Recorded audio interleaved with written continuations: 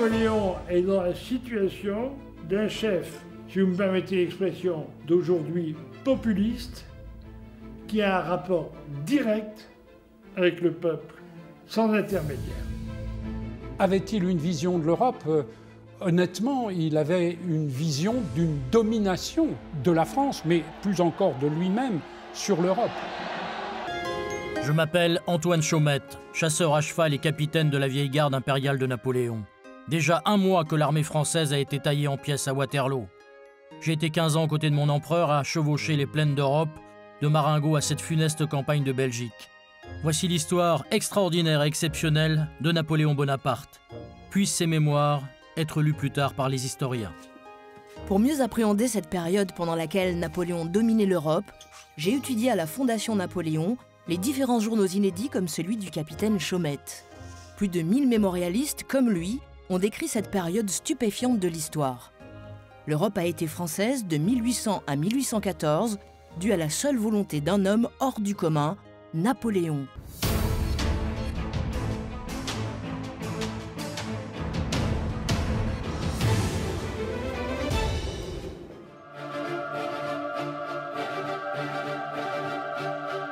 Napoléon a beaucoup lu les antiques. César et les légions romaines n'ont aucun secret pour lui.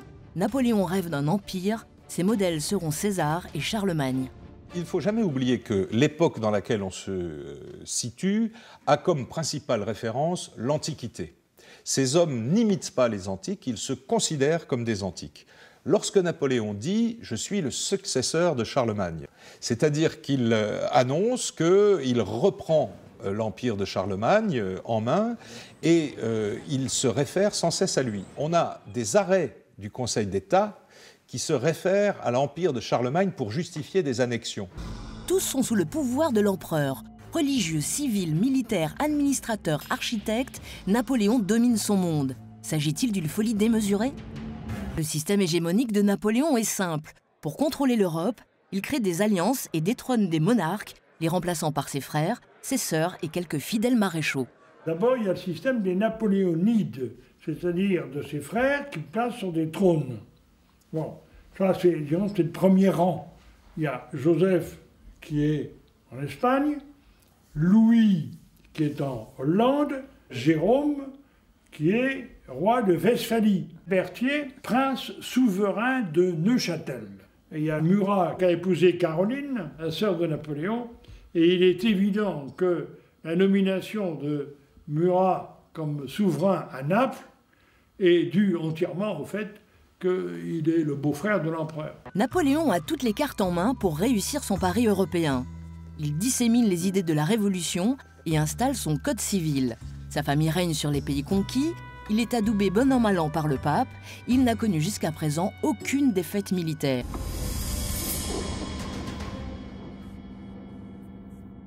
Napoléon est rapide, intuitif, imaginatif, charismatique, et il a des garnisons, parce qu'il y a des garnisons partout.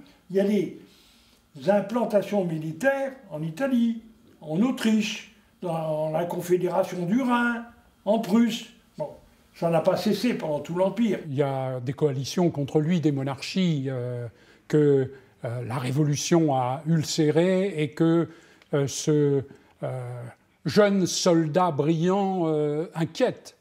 Donc il n'est pas le seul responsable des guerres qui vont reprendre. Napoléon est très respecté par la troupe. Ces soldats le vénèrent, pour eux c'est une sorte de dieu de la guerre. Combattre à côté de Napoléon, pour eux c'est aller à la victoire automatiquement, c'est partager une partie de sa gloire. C'est là où Napoléon a été très fort, c'est qu'il a réussi à mettre en scène le commandement. À partir du consulat, il va passer dans les troupes, rester sous la pluie alors que les généraux, au contraire, eux, se cachaient à partir du moment où il commençait à pleuvoir. Voilà, il va être extrêmement à l'écoute du soldat, il va savoir leur parler avec ses discours enflammés, ses proclamations enflammées. Et donc le soldat va suivre Napoléon. Suivre Napoléon, c'est aussi une incarnation de la France. Et donc on se bat pour Napoléon parce qu'on se bat pour la nation, on se bat pour la patrie.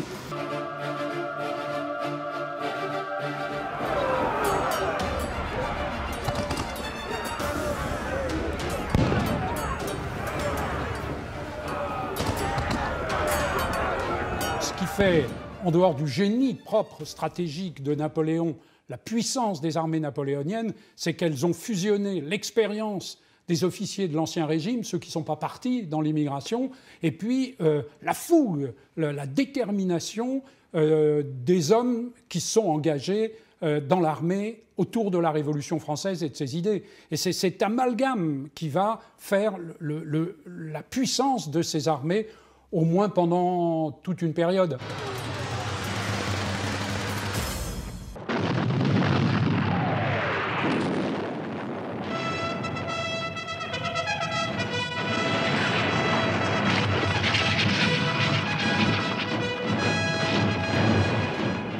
Napoléon est un stratège hors du commun. Aucun chef de guerre n'a gagné autant de batailles que lui.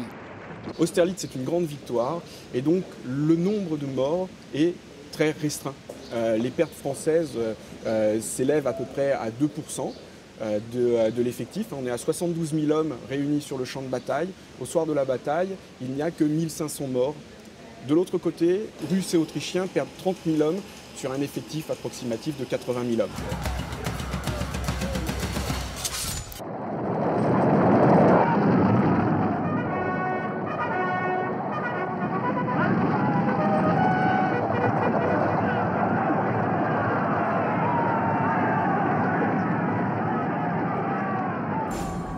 De 1800 à 1807, les victoires militaires françaises sont incontestables. Les traités avec les ennemis rapportent beaucoup d'argent à l'Empire. À Paris, Napoléon couvre d'or et d'honneur les plus hauts dignitaires du régime. Parallèlement à sa construction hégémonique de l'Europe, Napoléon veut faire de Paris la capitale modèle du monde, bien supérieure à Londres, Vienne, Berlin ou Saint-Pétersbourg. Paris se transforme, se modernise, s'embellit. Rien n'est trop beau. Napoléon dépouille l'Europe. Avec ses prises de guerre, il crée le musée Napoléon qui deviendra le musée du Louvre. Napoléon invente un style Premier Empire qui influencera l'Europe entière. Les hôtels particuliers regorgent de trésors et de richesses. Saint-Florentin, Gallifet, Matignon et l'un des plus prestigieux, l'Élysée. Napoléon élève ses maréchaux au plus haut rang du régime impérial. Argent, faste, honneur, il crée une noblesse d'empire, un empire grandissant, peut-être trop fragile.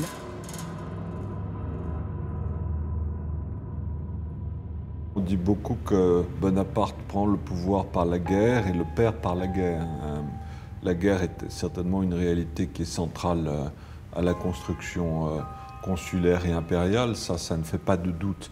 Mais la guerre est un élément qui explique également la nature même de l'Empire, et je dirais sa nature autoritaire, et cette espèce de fuite en avant que va connaître l'Empire dans les dernières années du régime entre 1808 et 1814. Le grand tournant de l'Europe napoléonienne, c'est 1807, après la paix de Tilsit avec Alexandre Ier. À ce moment-là, Napoléon se trouve placé à un carrefour et il a des choix à faire. Or, à partir de 1807, il va faire que les mauvais choix. Notamment, et c'est vraiment le début du cancer qui va ronger son empire, l'annexion, l'invasion de l'Espagne et le placement sur le trône d'Espagne de Joseph Bonaparte. La guerre d'Espagne a été mal conçue, mal exécutée, mal pensée, ce qui fait qu'effectivement, elle a obligé ensuite, compte tenu de l'insurrection, compte tenu du fait que les Anglais y ont envoyé des troupes, elle a obligé Napoléon lui-même à envoyer une armée considérable, entre 250 et 300 000 hommes à certains moments. Et donc, évidemment, ça ne pouvait qu'affaiblir un empire qui avait aussi d'autres guerres à mener.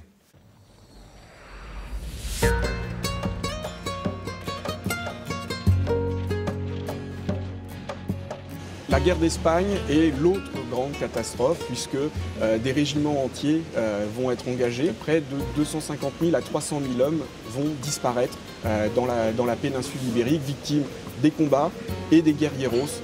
Évidemment, ce n'est pas l'ensemble du peuple qui s'est soulevé, mais l'insurrection, la rébellion a été si puissante que les Français ont été vraiment obligés d'y mettre d'énormes moyens compte tenu des véritables enjeux militaires.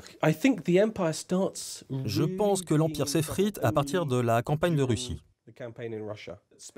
L'Espagne, elle, était pratiquement sous contrôle. Donc je dirais que le début de la fin, c'est la Russie.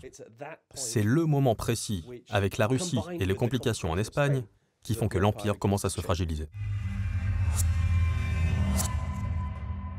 Pourquoi Napoléon choisit-il d'envahir la Russie en juin 1812 ? Structurellement, parce qu'il se rend bien compte, comme Alexandre au même moment, que les intérêts de ces deux pays sont en réalité de plus en plus antinomiques et que tôt ou tard, cette opposition devra déboucher par la défaite politique de l'un des deux.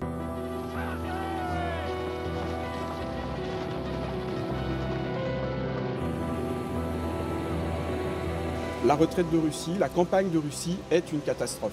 L'armée française est à peu près à 450 000 hommes en juin. Au retour, eh bien, il n'y aura en gros plus que 10% de l'armée encore constituée. Il y avait 28 degrés au-dessous de zéro. Le temps était si vigoureux que les hommes ne pouvaient plus le supporter. Même les corbeaux gelaient. On mangeait nos chevaux, les Cosaques ne cessaient de nous harceler.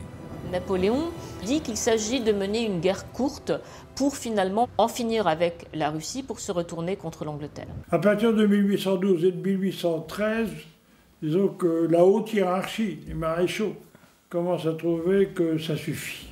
Et ils aimeraient bien profiter des résultats de leur courage et de leur campagne, c'est-à-dire de leur château, de leur famille, de leur argent, etc. Et depuis la fin de la campagne de Russie, ils y allaient avec des pieds de plomb. Sire, vous n'avez plus le choix. Renoncez au trône, il faut abdiquer. Le 6 avril 1814, à Fontainebleau, Napoléon signe son abdication. La chute de son empire européen est vertigineuse.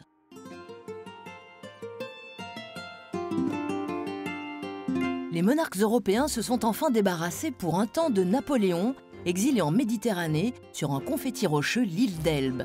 Le Russe Alexandre Ier entre triomphalement à Paris en grand vainqueur.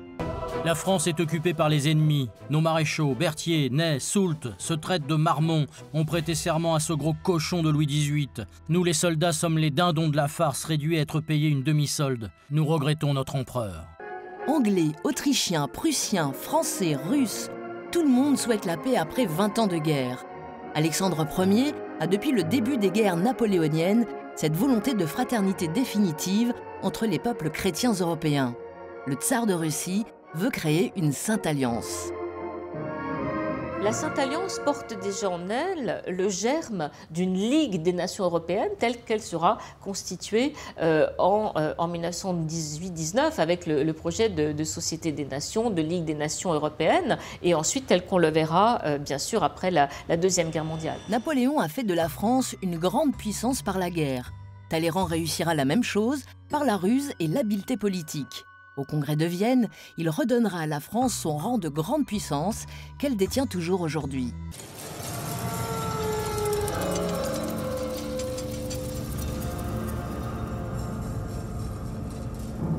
Votre Majesté, le monstre s'est échappé de l'île d'Elbe. Le retour de l'île d'Elbe, c'est évidemment un moment absolument extraordinaire. Hein. L'invasion d'un pays par un homme, disait Chateaubriand, qui réussit. C'est une nouvelle fracassante. Napoléon rentre en France. À Grenoble, à Lyon, l'armée du roi s'est ralliée à l'empereur. L'aigle impérial vole de clocher en clocher jusqu'à celui de Notre-Dame. Napoléon est dans une impasse. À Paris comme à Vienne, Fouché et Talleyrand attendent la fin politique et militaire de Napoléon. L'Europe se déchaîne et lui déclare la guerre. Anglais, Prussiens, Hollandais, Espagnols, Autrichiens, Russes marchent sur la France. Napoléon tente un dernier coup de poker. Il précipite les événements et affronte l'armée prussienne et anglaise basée à Waterloo. À Waterloo, vous savez, tout est consommé depuis déjà un an, sans qu'en France, personne ne le retienne. Ni les corps constitués, ni ses généraux, ni même le peuple. Il était politiquement déjà mort.